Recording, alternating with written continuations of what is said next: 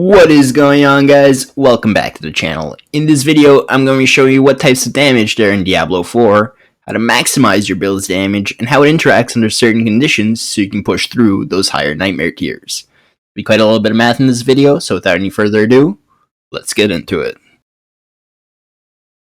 So one thing I would like to cover is the attack power that you see when you open your inventory. What it is your current offensive stats multiplied by your weapon's damage and attack speed. It's a very basic form of DPS.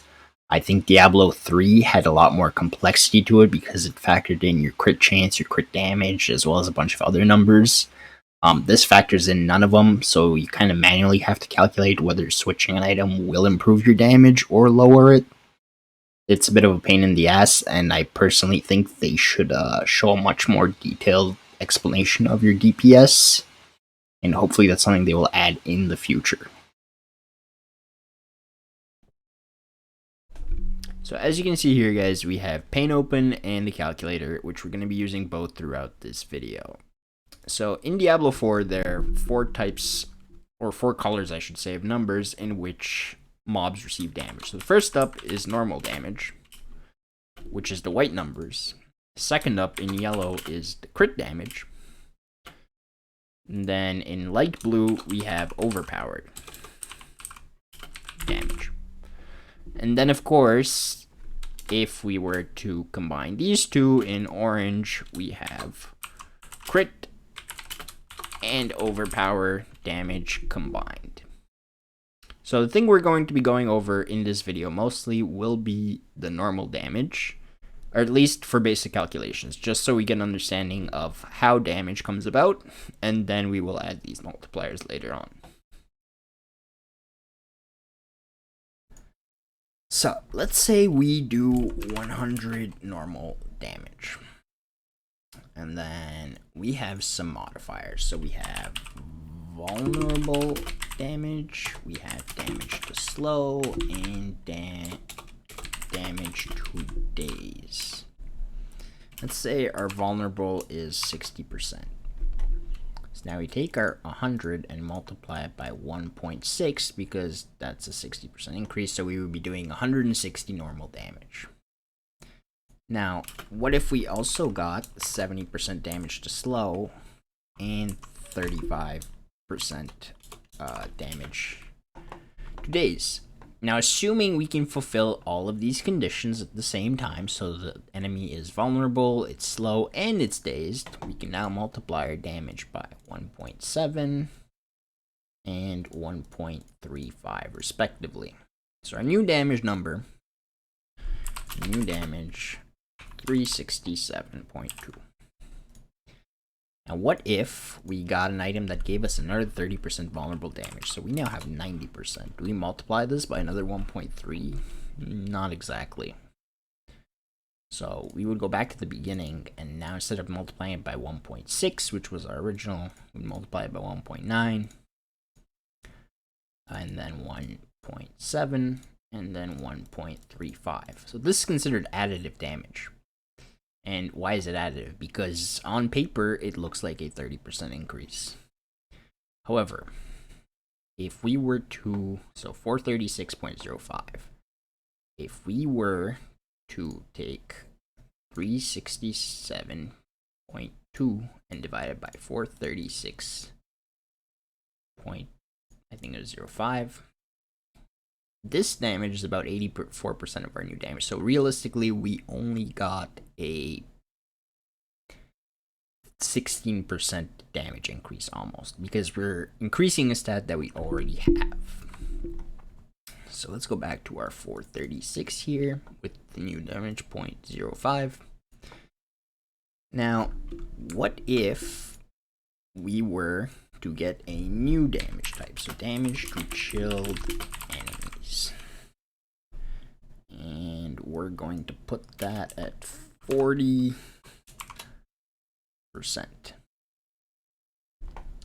Now we can multiply this by another 1.4. So since we got a new condition to fulfill, as long as it gets fulfilled at the same time as all of these, we get a 40% damage increase. So we multiply this by 1.4. which gives us our new damage of 610.87.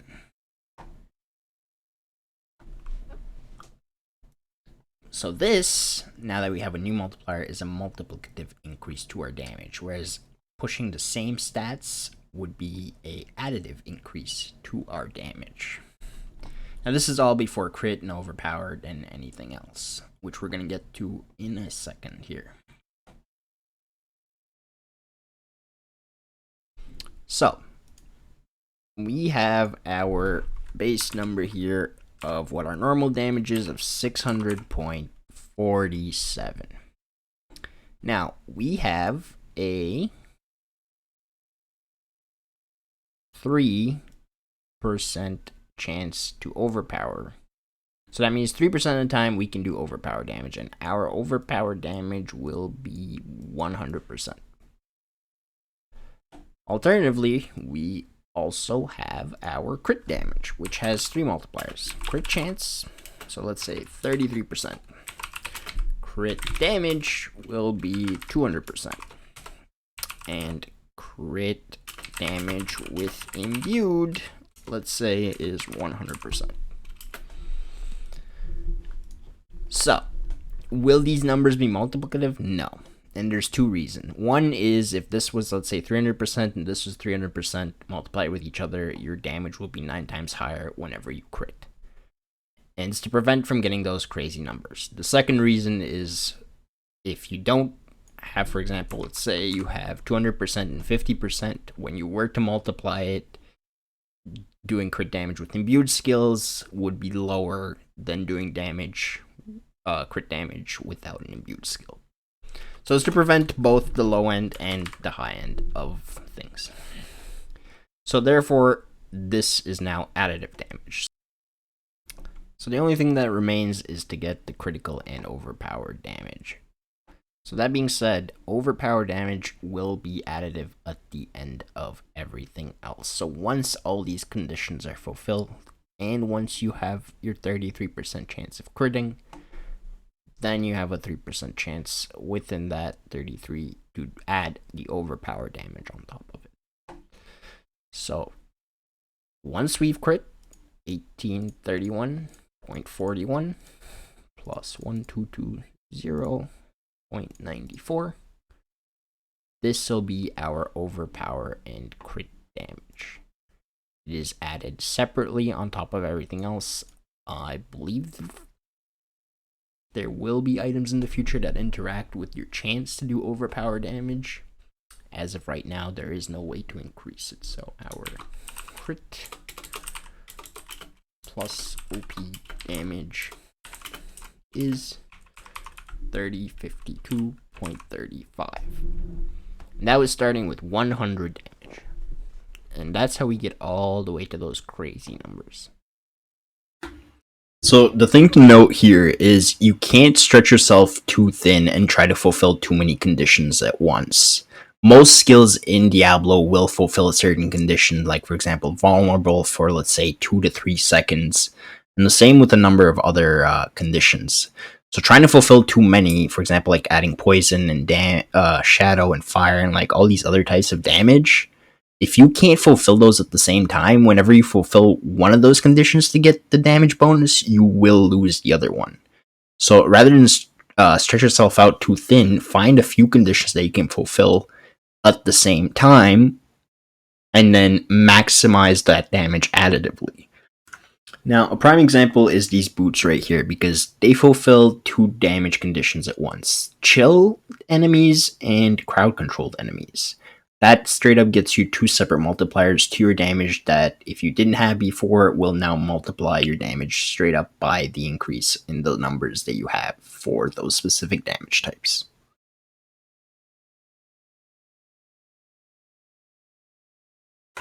So in Diablo 4, there's 2 damage conditions in the game that will never overlap with each other. So if you were to have both of these rolls on your gear, you will only be ever benefiting from one at a time. That depends on your build, and that is damage to distance enemies and damage to close enemies, because you will only have one or the other. That being said, a nice little tip for rogues that are melee that use close damage. All bows will always roll their primary affix, as you can see on this Windforce right here, as damage to distant enemies. Crossbows will always roll vulnerable damage, so that's a benefit that you can get, whereas the distance one, if you're a melee rogue, you won't be able to get. But either way, you're either a range build or a close build, you cannot benefit for the damage increase from both of those aspects. So make sure that you have the right one. That being said, close damage is a little bit easier to fulfill because mobs will always be on you. So unless you have range CC and you can keep them at a distance, probably almost will not benefit from damage to distant enemies as much as you can benefit from damage to close enemies. Alright, so the last thing I want to talk about in this video is Lucky Hit. Now, Lucky Hit has no influence on your overall damage unless it says you have a chance with Lucky Hit to increase your damage or crit damage or something like that. There are builds that can use it. There's a way to increase the Lucky Hit chance as it is a modifier on some items.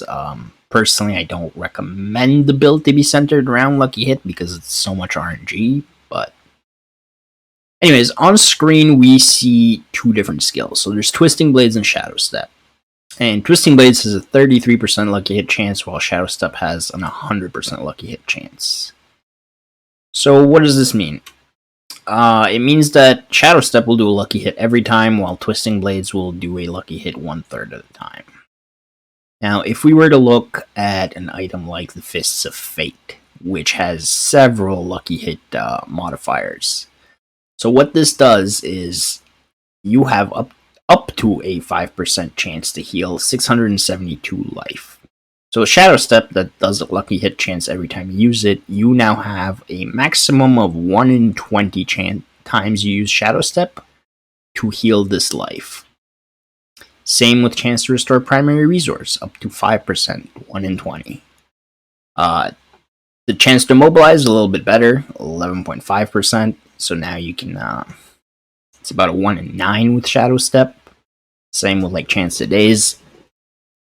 And sure, you can, overall you have random chances of proccing all of these. But what would that mean for Twisting Blades? So now your 5% chance on something that only does a lucky hit 1 in 3 hits is a 1 in 60. Same with chance to restore primary resource, and then immobilize becomes a 1 in 27, and daze like about a 1 in 30. So they're not very consistent. They're usually a decent effect so that if it does proc, it does feel like something's happened. But the chance of them actually proccing is pretty low. And I think that's what's preventing from like a full build really being made around them. But yeah, that's how Lucky Hit works. That's going to be it for today's video, guys. I hope I've clarified how damage works in Diablo 4.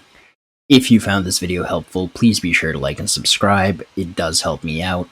As always, my social media information, if you want to talk to me directly, is going to be in the video description. As well as if you have any questions, please let me know in the comments below the video. As always, thank you guys so much for watching, and I'll see you in the next one. Peace.